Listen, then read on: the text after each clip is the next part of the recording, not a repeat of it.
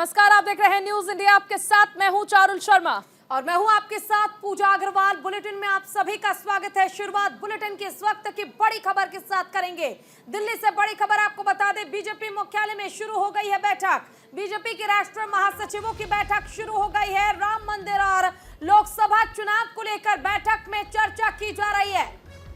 बैठक के बाद क्लस्टर प्रमुखों की भी मीटिंग होगी। ये बड़ी खबर है क्योंकि ये बैठक शुरू हो चुकी है जिसमें राम मंदिर और लोकसभा चुनाव को लेकर भी चर्चा की जानी है।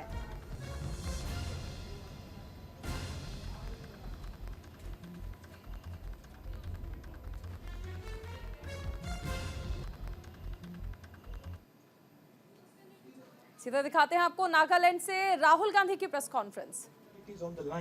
And nothing has happened for 9 years. We of course are committed to a solution to the problem over here. Yeah, see. Sir, you started a Nyaya Yatra. The Congress has said that this is not an electoral yatra.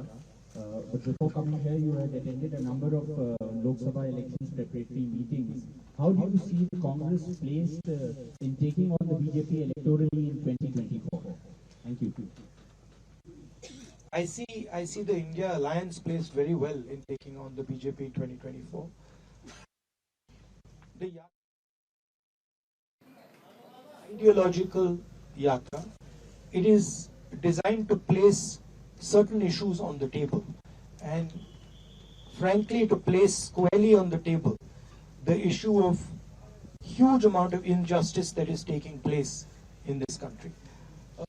There is an election campaign. We will fight that election campaign. There will be an election process. We will take part in that process. But the yatra is to place certain ideas on the table firmly in front of the people of India. And these are ideological ideas. It's a alternative vision to what the BJP says, the divisive vision of the BJP. तो जो भारत जोड़ो न्याय यात्रा है वो विचारधारा की यात्रा है। इंडिया अलायंस चुनाव लड़ेगा, अच्छी तरह चुनाव लड़ेगा और चुनाव जीतेगा। ये इस यात्रा का लक्ष्य जो न्याय का सवाल है उसको जनता के सामने रखने का है। सामाजिक न्याय, आर्थिक न्याय, राजनीतिक न्याय, उसमें बहुत सारी इश्यूज हैं। कास्ट सेंसस का इशू है। जैसे यहाँ पे नागालैंड में अभी बातचीत हुई कि यहाँ पे वायदे किए गए थे, वो वायदे तोड़े गए हैं। मणिपुर में आपको दिख रहा है क्या हुआ है। तो इन मुद्दों को उठाने की यात्रा है, विचारधारा की यात्रा है। इलेक्शन कैंपेन होगा, वो प्रोसेस चलेगी, उसमें हम सब भाग लेंगे। हाँ जी सर, भारत जोड़ो यात्रा जो पहला चरण था उसमें भी मैं था यात्रा में। उसमें आप पैदल चलते थे तो लाखों लोग साथ होते थे। इस बार यात्रा में हर 2 मिनट पर आपको उतरना पड़ रहा है क्योंकि कतार में इतने लोग होते हैं। आगे आपको लगता है कि आपको नीचे उतरना ही होगा। फिर एक सवाल और है सर इससे जुड़ा हुआ। एक ही सवाल, अगर एक सवाल। ये आपका अच्छा सवाल है, इसका मैं पहले जवाब दे देता हूँ। देखिए, टाइम की कमी है। अभी हम मणिपुर नागालैंड में हैं, यहाँ पे काफी तो राहुल गांधी को आपने सुना जिन्होंने कहा कि इंडिया अलायंस जरूर जीत दर्ज करेगा। चलिए अब सीधा ले चलते हैं आपको आंध्र प्रदेश, जहां पर प्रधानमंत्री नरेंद्र मोदी पहुंचे हुए हैं और यहां पर प्रधानमंत्री पूजा अर्चना कर रहे हैं। सीधी तस्वीरें आपको आंध्र प्रदेश से दिखाई जा रही हैं क्योंकि 2 दिवसीय दौरे पर साउथ यानी दक्षिण जा रहे हैं और इसके बाद यहां से कोची भी जाएंगे। फिलहाल सीधी तस्वीरें आप देख सकते हैं, प्रधानमंत्री नरेंद्र मोदी पहुंचे हैं और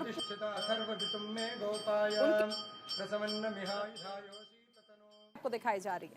बिल्कुल। और देखिए, जब तस्वीरें हम आपको दिखा रहे हैं तो ये बताना भी ज़रूरी हो जाता है कि लोकसभा चुनाव बेहद नज़दीक है और ऐसे में दक्षिण को साधने की कवायद जो है भारतीय जनता पार्टी की ओर से शुरू हो गई है। पोंगल पर्व में भी हाल ही में शामिल हुए थे प्रधानमंत्री नरेंद्र मोदी और उसके बाद आज आंध्र प्रदेश में देखिए एक मंदिर में पहुंचे हुए हैं। यहाँ पर वीरभद्र मंदिर में पूजा अर्चना करते नजर आ रहे हैं प्रधानमंत्री नरेंद्र मोदी। और इसके बाद केरल के कोच्चि जाएंगे प्रधानमंत्री नरेंद्र मोदी, जहां मरीन ड्राइव पर वो रात्रि विश्राम करेंगे। वहां उनका कार्यक्रम तय किया गया है। देखिए, आरती लेते नजर आए प्रधानमंत्री नरेंद्र मोदी और न केवल आरती की बल्कि पूरे विधि विधान के साथ वीरभद्र मंदिर में पूजा अर्चना करते नजर आए प्रधानमंत्री नरेंद्र मोदी। इस समय हम आपको ये सीधी तस्वीरें आंध्र प्रदेश से दिखा रहे हैं। जब प्रधानमंत्री नरेंद्र मोदी मंदिर पहुंचे तो किस तरह से वहां तमाम जो पंडित पुरोहित हैं उन्होंने न केवल उनका स्वागत किया बल्कि पूरे विधि विधान के साथ पूजा अर्चना में भी संलिप्त हुए प्रधानमंत्री नरेंद्र मोदी। वीरभद्र जिनका वर्णन सुंदरकांड में भी मिलता है, शिव भक्त, शिव जी के गण जिन्हें कहा जाता है, उनका ये प्रसिद्ध मंदिर है आंध्र प्रदेश में।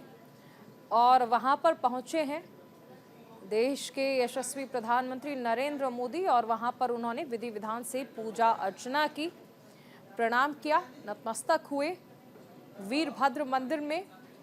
और यहाँ से देखिए, क्योंकि चुनावी दौरे भी इस दौरान प्रधानमंत्री के रहे हैं, लेकिन फिलहाल यहाँ पर उनका आध्यात्मिक रूप जो है आप देख पा रहे हैं। धार्मिक क्रियाओं के तहत पूजा अर्चना करते प्रधानमंत्री नरेंद्र मोदी आंध्र प्रदेश के वीरभद्र मंदिर से सीधी तस्वीरें आप तक पहुंचाई जा रही हैं। बिल्कुल। और ये तस्वीरें हम आपको दिखा रहे हैं आंध्र प्रदेश के वीरभद्र मंदिर में पहुंचे हुए हैं प्रधानमंत्री नरेंद्र मोदी, पूजा अर्चना कर रहे हैं। ये वो मंदिर की तस्वीर जहां पहुंचे हुए हैं प्रधानमंत्री नरेंद्र मोदी। पूजा अर्चना करने के साथ ही देखिए 22 जनवरी को जो रामलला के प्राण प्रतिष्ठा कार्यक्रम होने हैं उसके लिए भी कठोर अनुष्ठान पर प्रधानमंत्री नरेंद्र मोदी है। इसके अलावा एक अपील भी प्रधानमंत्री नरेंद्र मोदी ने की थी जिसका प्रभाव भी जगह जगह पर तमाम राज्यों में, तमाम जिलों में पड़ता नजर आया, जिसमें उन्होंने कहा था साफ तौर पर कि हर मंदिर में साफ सफाई की जाए, 22 जनवरी तक हर मंदिर को सुंदर बनाया जाए और उसका प्रभाव पड़ता नजर आया था। हालांकि इस अभियान की शुरुआत करने के साथ, अपील करने के साथ प्रधानमंत्री नरेंद्र मोदी आज वीरभद्र मंदिर पहुंचे हैं, यहाँ पर पूजा अर्चना कर रहे हैं और सीधे तौर पर इसे 2024 लोकसभा चुनाव के शंखनाद के तौर पर भी देखा जा रहा है, क्योंकि इस बार बड़ी कोशिश यही है कि दक्षिणी राज्यों को किस तरह से साधा जाए, क्योंकि हिंदी भाषी राज्यों में तो पकड़ बीजेपी की पहले से ही मजबूत है, लेकिन दक्षिण एरिया में कहीं ना कहीं क्षेत्रीय पार्टियों का दबदबा है वो काफ़ी ज़्यादा है। और ऐसे में कांग्रेस की अगर हम बात करें तो दक्षिण में कांग्रेस की स्थिति भी काफ़ी बेहतर है। हालांकि बीजेपी इम्प्रूवमेंट ज़रूर कर रही है, बीजेपी अपनी तरफ से अच्छा प्रदर्शन करने की कोशिश कर रही है, लेकिन अगर बीजेपी की कंपटीशन में अगर हम कांग्रेस को देखते हैं तो कांग्रेस की स्थिति फिलहाल दक्षिण में मजबूत है। और अब क्योंकि राहुल गांधी की ओर से भारत जोड़ो न्याय यात्रा भी निकाली गई है और उसको लेकर पुरजोर तरीके से कांग्रेस कोशिश में जुटी है, तो देखना ये होगा कि कर्नाटक और तेलंगाना के बाद तमाम राज्यों में जब कांग्रेस अपना विस्तार करना चाहती है तो इस बीच दक्षिण में आखिर भारतीय जनता पार्टी किस तरह से पकड़ मजबूत कर सकती है। हालांकि पूजा अर्चना करते प्रधानमंत्री नरेंद्र मोदी को हम आपको दिखा रहे हैं।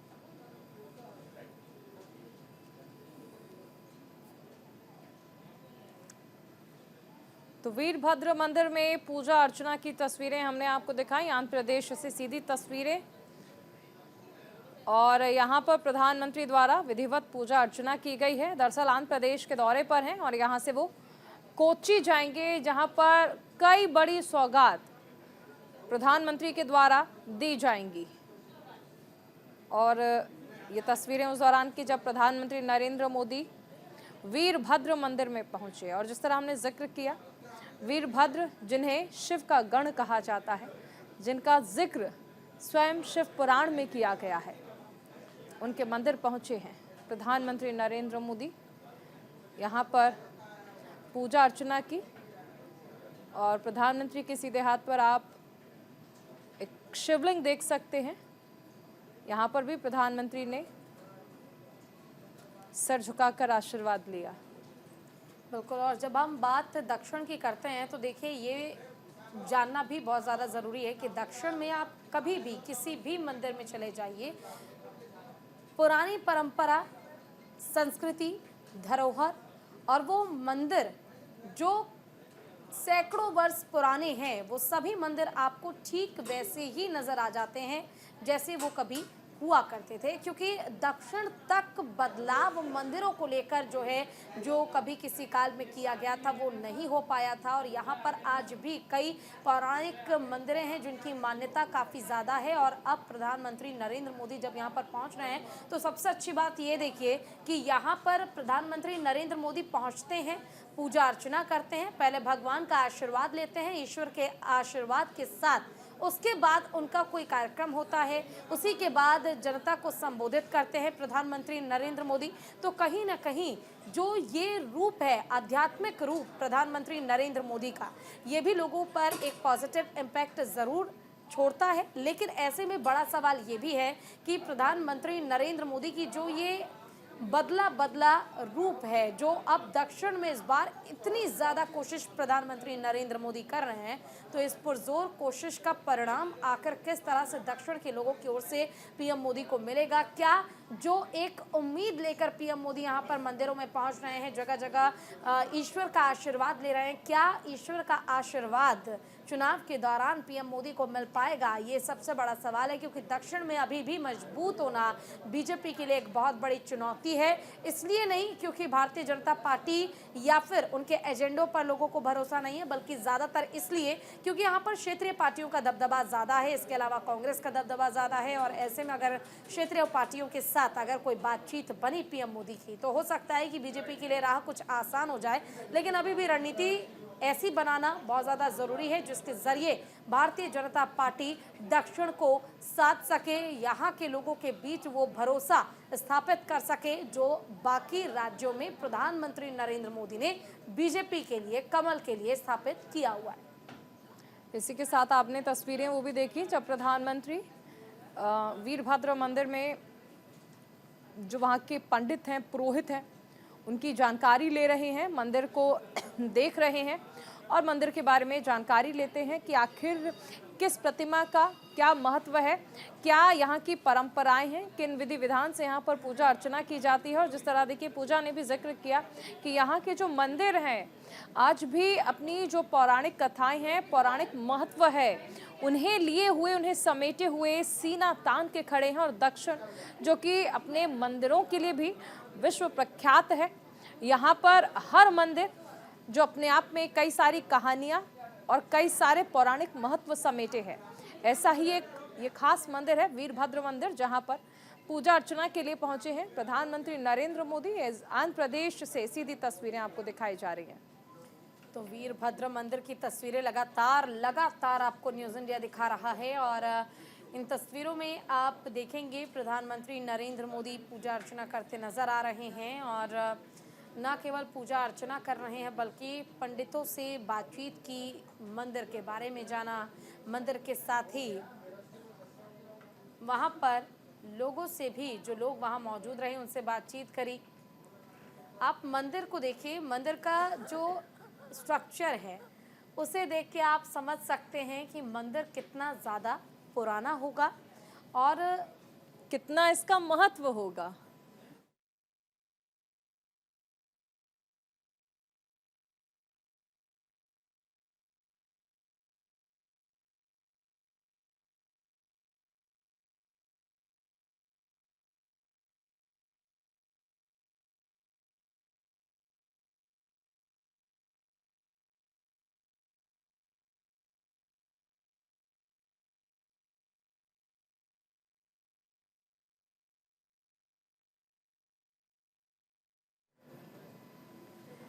तो प्रधानमंत्री नरेंद्र मोदी पहुंचे हुए हैं वीरभद्र मंदिर। यहाँ पर देखिए प्रधानमंत्री नरेंद्र मोदी का स्वागत पुरोहितों की ओर से किया गया और पूरे विधि विधान के साथ प्रधानमंत्री नरेंद्र मोदी पूजा अर्चना करने के लिए पहुंचे हैं। वीरभद्र मंदिर भारत के आंध्र प्रदेश राज्य के लेपाक्षी स्थित एक हिंदू मंदिर है और यहाँ पर आप देख सकते हैं कि भगवान शिव के उग्र अवतार वीरभद्र को ये समर्पित है, जिनका हमने आपसे जिक्र भी किया कि सुंदरकांड में इसका जिक्र आपको मिलता है, क्योंकि शिव के गण हैं वीरभद्र, जो कि अपने रौद्र रूप में यहाँ पर विराजमान है। 16वीं शताब्दी में निर्मित हुआ ये मंदिर और वास्तुशिल्प विशेषताएं विजयनगर शैली में इसमें है। मंदिर की लगभग हर उजागर सतह पर प्रचुर मात्रा में नक्काशी और पेंटिंग्स आपको देखने को मिलेंगी और यहाँ पर प्रधानमंत्री नरेंद्र मोदी पहुंचे हैं।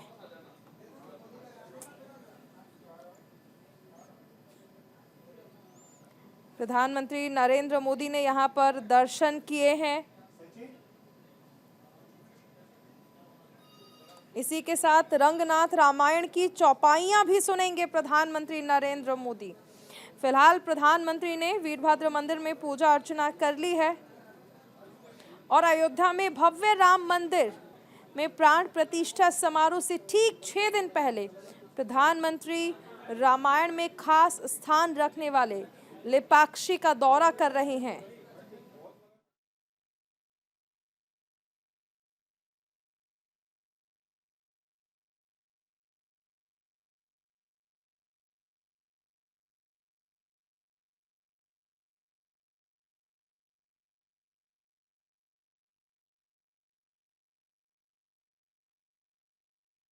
दिल्ली से बड़ी खबर आपको बता दें, आप करा रही सुंदरकांड का पाठ। सभी 70 विधानसभाओं में सुंदरकांड का पाठ कराया जा रहा है।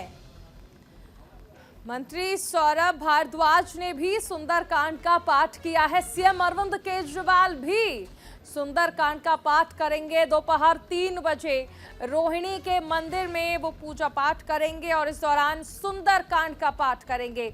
पत्नी के साथ मंदिर में सुंदरकांड का पाठ करेंगे दिल्ली के मुख्यमंत्री अरविंद केजरीवाल। सुंदरकांड जो कि बजरंगबली को बेहद प्रिय है और ऐसे में आम आदमी पार्टी ने यह ऐलान किया है कि मंगलवार को सुंदरकांड का पाठ किया जाएगा।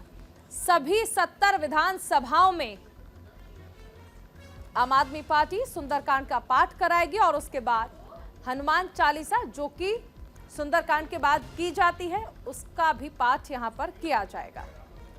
बिल्कुल, तो देखिए दोपहर 3 बजे रोहिणी में मंदिर में जाकर पूजा अर्चना करेंगे और साथ ही सुंदरकांड के इस पाठ में भी संलिप्त होंगे अरविंद केजरीवाल और अपनी पत्नी के साथ वो यहां पर पहुंचेंगे।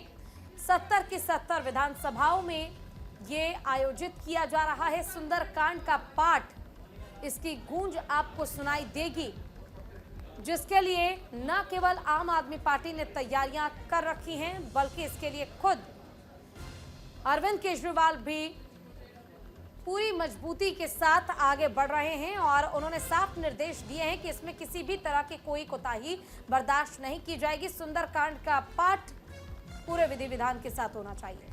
चुनाव से पहले कि आम आदमी पार्टी सॉफ्ट हिंदुत्व की राह पर चल रही है, ये सवाल तब से उठने लगा जब से ये ऐलान आम आदमी पार्टी की ओर से किया गया कि आम आदमी पार्टी सभी 70 विधानसभाओं में सुंदरकांड का पाठ कराएगी।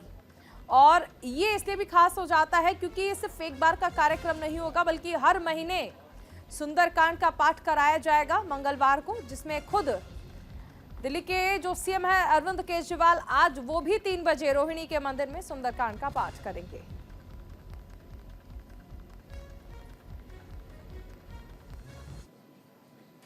उधर 22 जनवरी को रामलला की प्राण प्रतिष्ठा होनी है और बीजेपी जहां इस समारोह को अद्भुत और अकल्पनीय बनाना चाहती है, तो वहीं विपक्षी दल राम मंदिर की प्राण प्रतिष्ठा को राजनीतिकरण बता रहे हैं।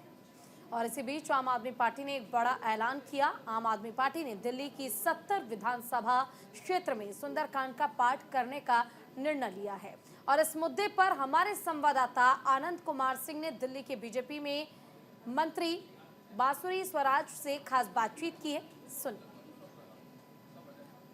राम नाम की लूट है, लूट सके तो लूट। बीजेपी जहां 22 तारीख को राम मंदिर की प्राण प्रतिष्ठान को लेकर अद्भुत समारोह करने को लेकर आतुर है, वहीं अगर आम आदमी पार्टी भी अब राम नाम को लेकर आगे बढ़ रही है। कल ही दिल्ली सरकार के मंत्री सौरभ भारद्वाज ने कहा कि आम आदमी पार्टी भी अब सुंदरकांड कराएगी। इस मुद्दे पर हमसे बात करेंगे दिल्ली बीजेपी की सचिव बांसुरी स्वराज जी। बासुरी जी, कल ही बड़ा ऐलान किया है आम आदमी पार्टी ने कि वो भी अब सुंदरकांड कराएंगे। आदरणीय मुख्यमंत्री अरविंद केजरीवाल जी ने एक बहुत ही सार्वजनिक मंच से ये कहा था कि वे स्वयं बहुत व्यथित हैं और उनके परिवारजन भी बहुत दुखी हैं कि अयोध्या जी में एक भव्य राम मंदिर बन रहा है। वो तो चाहते थे कि अयोध्या जी में मंदिर की जगह स्कूल बने, लेकिन आज जब एक भव्य राम मंदिर का निर्माण केजरीवाल जी के विरोध के बावजूद हो रहा है, तो आम आदमी पार्टी जो अपने रंग बदलने के लिए मशहूर है, अब भगवा रंग चढ़ा रही है।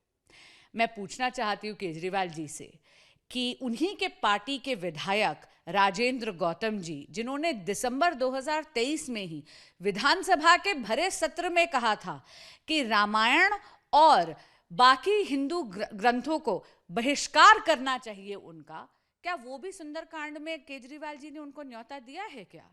मैं पूछना चाहती हूँ कि राजेंद्र गौतम जी तो वो हैं जिन्होंने सार्वजनिक तौर पर स्वयं भी शपथ ग्रहण करी थी और दूसरों को भी शपथ ग्रहण करवाई थी कि भगवान राम और भगवान कृष्ण को भगवान ना माना जाए, किसी भी हिंदू देवी देवता की पूजा ना करी जाए।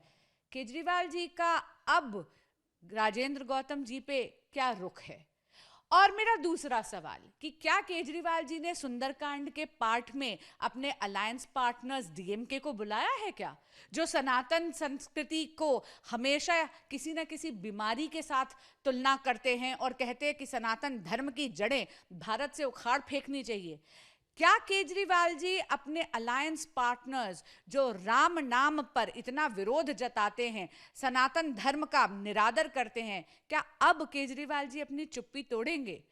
और आखिरी सवाल, केजरीवाल जी को हमेशा राम नाम चुनाव से पहले याद क्यों आता है? आपको याद होगा एमसीडी चुनाव से पहले भी आदरणीय मंत्री सौरभ भारद्वाज जी और केजरीवाल जी ने घोषणा करी थी कि हनुमान चालीसा के पाठ होंगे।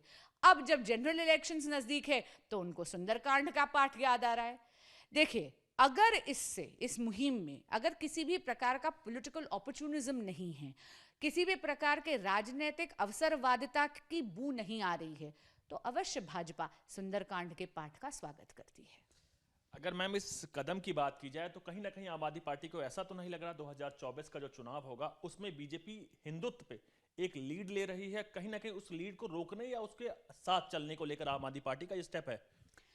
राम मंदिर भाजपा के लिए गर्व का विषय है, राजनीति का विषय नहीं है। हम विकास की राजनीति कर रहे हैं। मैं आपको याद करा दूं कि अभी हाल ही के विधानसभा चुनावों में भाजपा पे और हमारे आदरणीय प्रधानमंत्री श्री नरेंद्र मोदी जी की लोकप्रियता, उनकी विकास की नीतियों पे भाजपा को एक प्रचंड जीत मिली है। दूसरी तरफ आम आदमी पार्टी ने 200 से अधिक सीटों पे अपने उम्मीदवार उतारे थे जो अपना खाता भी नहीं खोल पाए। यहाँ तक कि जनता जनार्दन ने नोटा को ज्यादा प्रेफर करा आम आदमी पार्टी के उम्मीदवारों की बजाय। मैम, मेरा आखिरी सवाल ये है कि आपने भी डीएमके की बात की, ऐसे कई घटक दल हैं उसमें जो लगातार सनातन पे सवाल उठाते हैं, अरविंद केजरीवाल उन्हीं के साथ बैठते हैं, तो ये कैसा मेल है? ये स्वार्थ का मेल है। इंडिया अलायंस एक ऐसा गठबंधन है जो भ्रष्टाचारियों ने अपने स्वार्थ के लिए बनाया है। इसमें कोई भी विचारधारा की समानता नहीं है और इसीलिए ये जर्जर कर बिखर रहा है। हमसे बात करने के लिए बेहद शुक्रिया मैम। कैमरामैन भूषण के साथ मैं आनंद कुमार सिंह, न्यूज़ इंडिया, दिल्ली। चलो इसी के साथ इस बुलेटिन में बस इतना ही। नमस्कार।